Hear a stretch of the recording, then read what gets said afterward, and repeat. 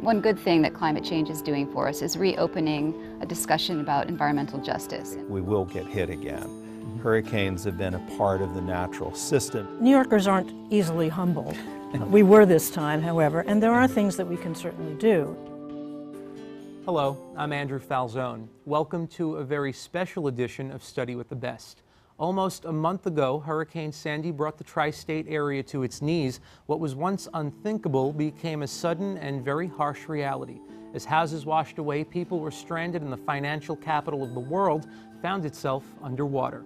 Most tragic of all, more than 100 people lost their lives.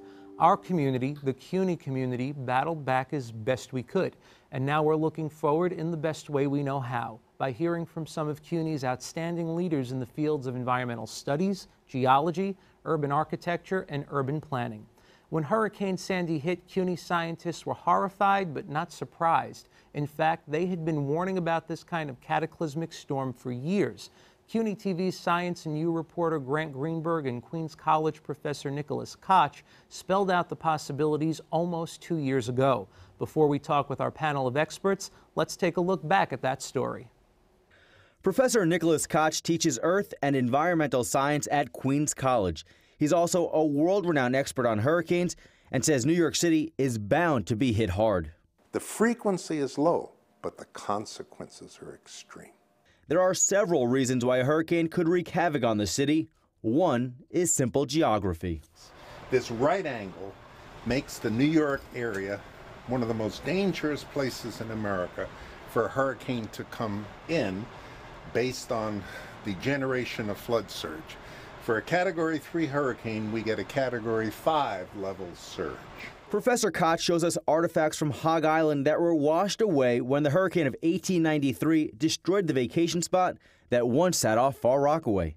We know that if something has happened before, it's capable of happening again. If it hasn't happened in a long time, it's going to happen soon. The hurricane of 1938 ran through the Hamptons and all the way up to Canada. Koch says consider the damage done by a Category 2 storm nearly 200 years ago. It would only be amplified now. In 1821, what is the population in New York? Tens of thousands, right? A hurricane Category 2 did tremendous destruction and raised the water level from low tide 13.5 feet in 1 hour. And the Hudson met the East River for 3 hours. Manhattan was 2 islands. The hurricane's path isn't the only reason for increased storm surge. Sea level here in lower Manhattan is up a foot from a century ago and could rise another 4 to 5 feet in the next 50 years. You see, a lot of people don't understand when the Weather Channel says that we're going to have a storm surge of 15 feet. There's 30-foot waves on top of that surge. So as you raise the ocean, those waves are going to come in at a higher and higher level and do more and more damage to higher structures. Scientists do agree, though, that with rising water levels and a chance for a big storm to head our way, areas that stay dry today may be wet tomorrow. I'm Grant Greenberg for Science Now. As Hurricane Sandy pounded the area around Borough of Manhattan Community College with waves and wind, CUNY provided safe haven to 1/3 of all city evacuees. In all, 10 different CUNY campuses opened their doors to those who sought refuge. York College in Jamaica, Queens welcomed a number of evacuees from nursing homes in Rockaway. One intrepid member of the CUNY community pushed through her own challenges and overcame her own blindness to help out those in need around her. I went through my closets, my classmates went through their closets, they dropped it off to me. We brought it down, and then all of a sudden people that wanted to donate started bringing stuff over, and this is the creation of everything. What's it like being here? Well, because I'm blind, I want to tell you that maybe God blessed me and I can't see the visuals because it hurts. Lehman College in the Bronx sustained damage of its own, but that didn't stop the campus from pitching in. Inside the college's Apex Fitness Center, focus shifted from being in shape to being prepared for the influx of shelter seekers. Volunteers at Queens College worked around the clock to provide accommodations to guests, and Assemblyman Rory Lanceman stopped by to thank them for their hard work.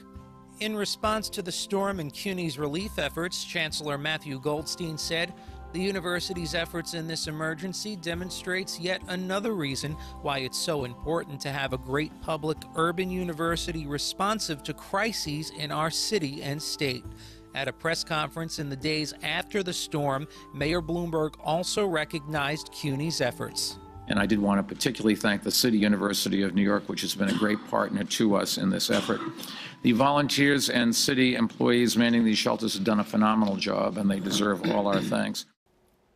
Welcome back, and now we have the privilege of getting to our roundtable. Let me introduce the panel. Hillary Brown is Professor of Architecture at the Spitzer School of Architecture at City College and directs the school's MS in Sustainability. She was recently appointed to the National Academies Board on Infrastructure and the Constructed Environment. She's also an expert in sustainability in urban environments. Next up, Dr. William J. Fritz is the interim president and professor of geology at City University of New York's College of Staten Island. He's the author of 2 texts on geology and the popular book Roadside Geology of Yellowstone Country. He recently presented a paper entitled Storm Surge Model for New York, Connecticut, and Northern Waters of New Jersey, with special emphasis on New York Harbor at the 2012 Geological Society of America's annual meeting. He's also an expert on natural disasters. Catherine Sievett is an associate professor of landscape architecture at the Spitzer School of Architecture at City College. Professor Sievett co-wrote the book On the Water, Palisade Bay, which is an infrastructural study and climate adaptation proposal for New York Harbor given the effects of sea level rise. That book inspired an exhibition at MoMA in 2010 entitled Rising Currents, Projects for New York's Waterfront. Thank you all for joining us today, and we have some serious topics to consider in the wake of this terrible storm that hit our area. So the first question I'd like to ask all of you is, in terms of the aftermath of Sandy, in your opinions, why was it so bad? Maybe I'd frame it as, why was it not worse? Okay. I think that's another response. First of all, it wasn't worse because of the prediction, the preparedness, and I think the integrated response. That's not to minimize the impact and the damage at all, certainly. I think it was also significant because we have 1.5 million people living in the 100-year floodplain, and this was a demonstration that, in effect, sea levels are rising, and we have to look very closely to see whether we might want to realign some of the demarcations for the flood zones. We don't really understand fully or recognize the complex interdependencies among energy, water, waste, and how that can be affected by a flood surge such as we had in Sandy. Professor Sievett, why, in your opinion, was the aftermath so bad?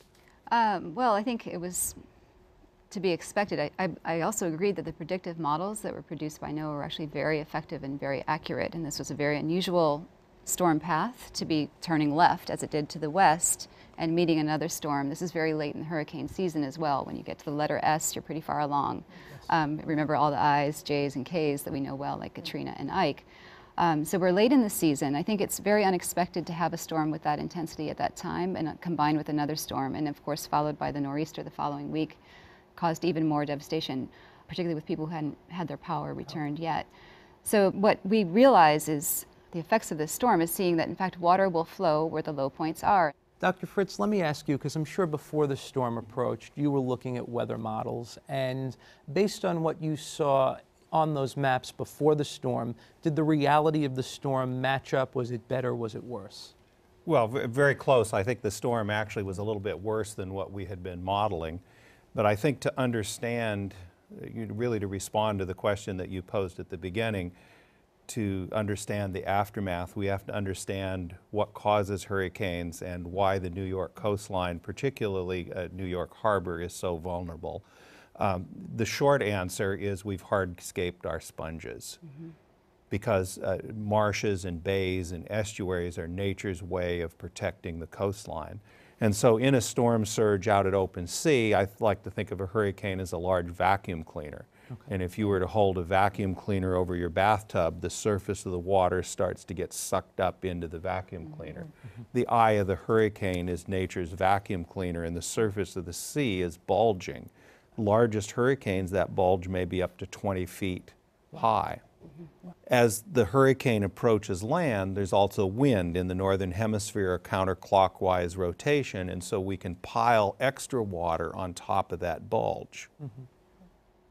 Okay. In addition, we have tides, and Sandy hit it actually the worst possible time of the year, because we have the highest tides are in the spring and in the fall, called the spring tides, when the moon and the sun are in alignment. In addition to that, in the New York area, we have a 3 to 5 foot tidal range, and it hit on the time when we had about a 5 foot tidal range rather than the 3 foot, and so this whole bulge with the wind-blown water floats up on top of the tide. All three of those events coincided and augmented each other rather than canceled each other out. As we begin to parse out why this storm was so bad, how much of it, can we even begin to estimate how much of it was climate change? How much of it was just this particular situation with the moon and the tide? There's no question that Earth's climate is getting warmer. In fact, sea level for the last 5,000 years has been rising about a foot a century. Wow. Put that into context, when Henry Hudson established Manhattan in 1624, sea level was probably 4 feet lower than it is today. When Verrazano first sailed into our area in the 1500s, it was probably 5 feet lower. Now, if you believe in global warming, what you're really talking about, and the vast majority of scientists feel that human activity, the carbon footprint, is increasing the rate of global warming, and I think that's an important point. Some people that are the deniers of human-induced global warming forget that sea level is, no matter what, sea level is coming up. And so the foot of century could easily change to 2 to 3 feet a century. Worst case predictions I've seen might be 5 feet a century.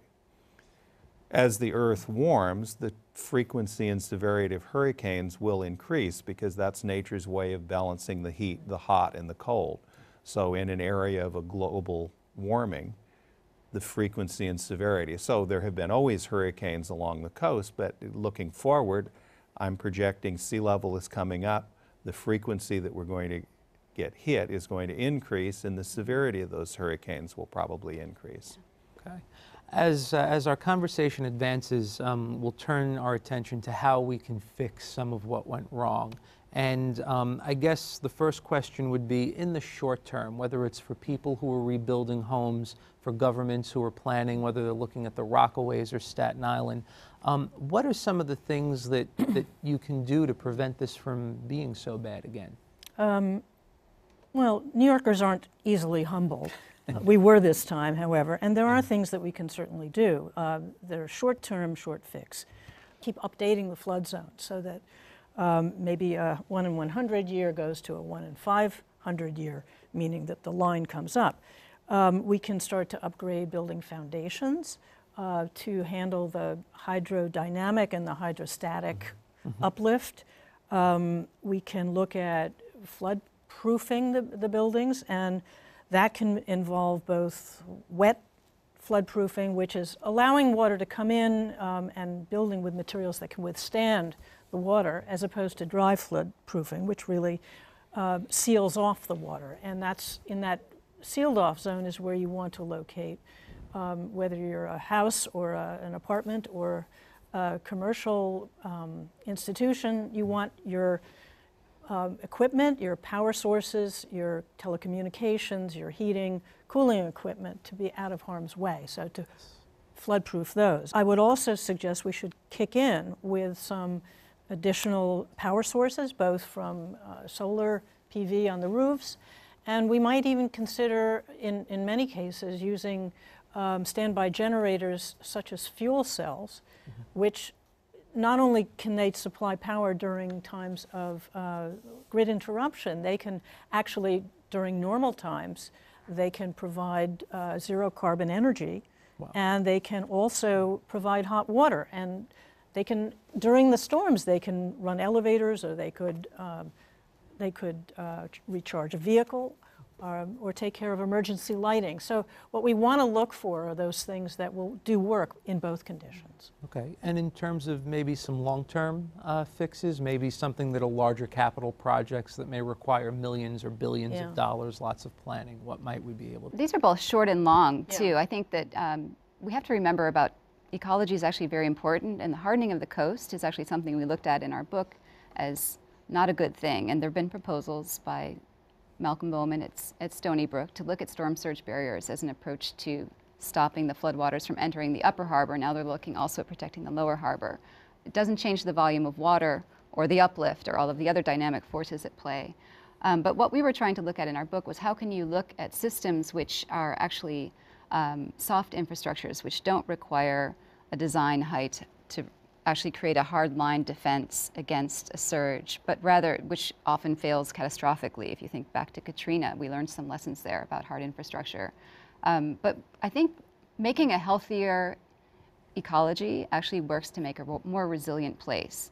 And so thinking about how do we restore wetland edges, coastal edges, and unharden and allow water to actually come in a proactive way so that we know how it's going to go back out, so we understand how water will flow in and out normally and in times of high waters like hurricane issues. And there are also other things that can be done offshore, so offshore reefs, whether you're talking about in the upper or lower harbor or offshore of Long Island and the Rockaways or Staten Island and New Jersey. Certainly by rippling the bottom of the ocean surface, you can actually dampen some of the wave energy that starts to come in with these surges.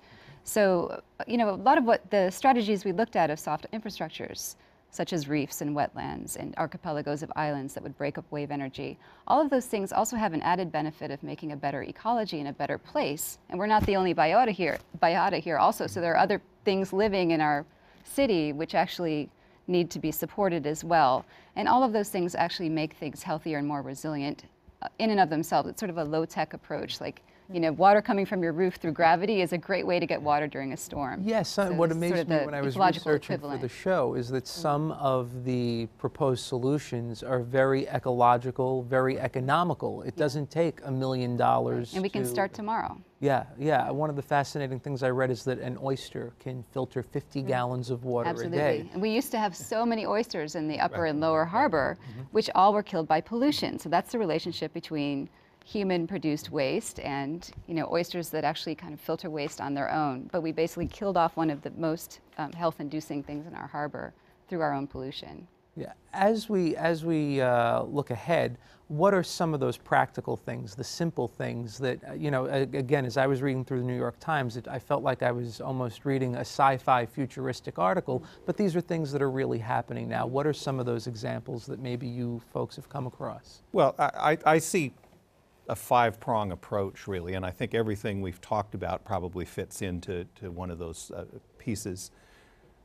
First off is the barrier islands and the marshes are nature's way of protecting the coast because it provides obstructions that slow down the water. Bays like Jamaica Bay, you know, South Oyster Bay hold a lot of water. The obstructions of a coastal dune field slow down. The area may still flood, but it really is a slower flooding, which is less devastating to the houses and things that might be there. But my first approach is we need to protect what we have wherever possible. And so, you know, stopping building on our wetlands. If you take Staten Island, one of the reasons Staten Island was so devastated by the impact, the Midland Beach area, the coastal dune fields were removed long ago, tens of years ago, maybe even 100 years ago. The coastal dune fields were bulldozed down. The Midland Beach area was an old marsh that has been hardscaped and paved and had the absolute worst place for housing development because it's actually lower than the surface of the sea. It's a depression back behind the old coastal dune field. So number one is preserving. Number two is restoring as much of the natural system as we can. And there's many coastal areas that have done some very innovative engineering with rebuilding dune fields and revegetating and producing the ecology of that natural dune field. I think the third piece, and this is always a difficult conversation to have, but it's rezoning. And many areas of the world that have had devastating floods, whether they're along rivers, along volcanoes, where there's been devastating debris flows from volcanic eruptions, from hurricanes, have looked at rezoning, where you put day use area. Tennis courts and basketball courts are a lot easier to recover after they've had a major flood than housing. That's what we call managed retreat. Right. Systematically withdrawing from and there's no, in an area as complicated as the New York metropolitan area, there's no one of these solutions that's the answer. And the fourth thing we have to do is look at the, what you call the hardscaping approaches, the seawalls and the floodgates. I think those engineering solutions have their place. I disagree with some of my geology colleagues who might push a solution that included no engineering, but I think that we have to use every tool in our toolbox. And then the fifth piece is basic education of how things work. For example, in a storm surge, you should climb, not go down into your basement. I think we're often taught that in a tornado we go down in the basement. But if you're in an area that's right at sea level with a 14-foot wall of water coming in, there's no way you can climb out of your basement fast enough to get away from that surge. And so even though we might have had property damage, the human tragedy would have been much mitigated with some basic education of how the systems work. And so I see all five of those pieces working together. I guess I'd like to weigh in on maybe number 4, since we really haven't talked about the hard edge solution. And I think, it's something we should take seriously. We know that London and Venice, we know that many developing nations are looking very hard at things called tidal barrages, which allow water to clean the river and allow life to take its course on both sides. I think what's really important is that what the solutions we look at respond.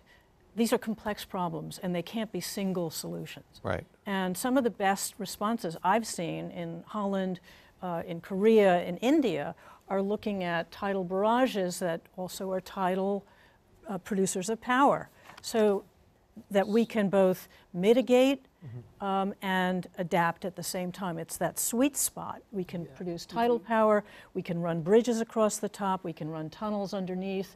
These are things that we really need to be creative around, and frankly, it's going to take a lot of integrated thinking across many jurisdictions and many different sectors of the utilities to respond to this. So basically what you're saying, Professor Brown, and it seems it was something I came across in your writing, is taking a single thing but using it for multiple purposes. Multiple functionalities, what we could call a multiplex. And I think that the mega complex of a barrage can't be just thought of as simply a barrage. It's got to do multiple things to pay its own way.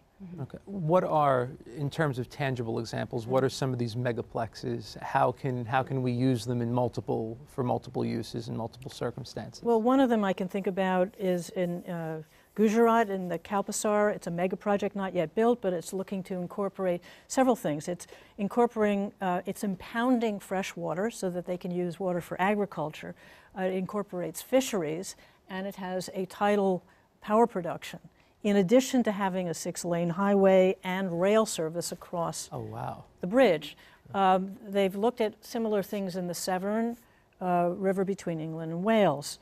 And Koreans have been doing this basic combination of power production and tidal surge.